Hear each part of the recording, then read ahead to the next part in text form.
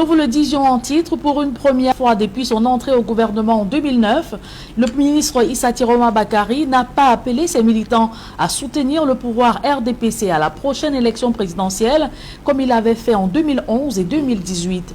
Le président national du Front National pour le Salut du Cameroun a plutôt demandé à ses partisans d'aller s'inscrire massivement sur les listes électorales, une attitude qui tranche avec ses appels habituels à voter pour l'ombre du 6 novembre 1982.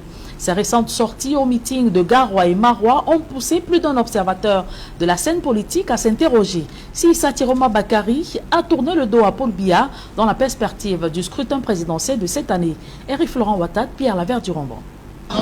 Mi andi on somi amma ko mi yeli be mon bindite to on binditi on subi bako on gidi jango man Allah sanjanami. Issa Tiroma Bakary a surtout axé son discours des meetings de Maroua et Garoua sur la remobilisation des organes du FSNC et l'intensification des inscriptions massives sur les listes électorales. Le président national ne donne pas de directives quand il s'agit d'une élection, quelle que soit sa nature. Donner des directives, c'est devenir un dictateur, c'est devenir un illuminé, ce que le président national n'est pas. À Maroua et Garoua, il a exhorté les jeunes du parti à faire un choix judicieux et éclairé. C'est vous qui choisirez celui qui présidera aux destinées.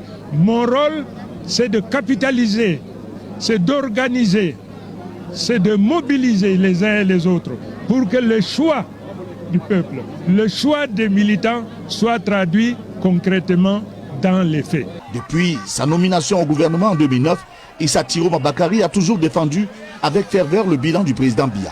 À Maroua comme ailleurs, il a préféré insister sur l'importance de l'engagement citoyen sans donner d'instructions de vote en faveur du RDPC.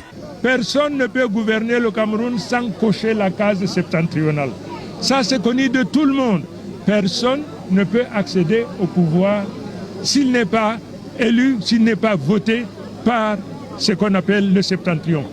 Le Front pour le Salut national du Cameroun a toujours été perçu comme un soutien indéfectible au régime en place. Or, l'absence de toute mention de Paul Biya dans ses récents discours soulève des interrogations. S'agit-il d'un simple ajustement tactique ou d'un véritable tournant politique? Dans un contexte où l'incertitude plane encore sur la candidature de Paul Biya et où les dynamiques politiques internes au RDPC restent floues, certains analystes y voient une volonté pour Issa Tiroma de se repositionner.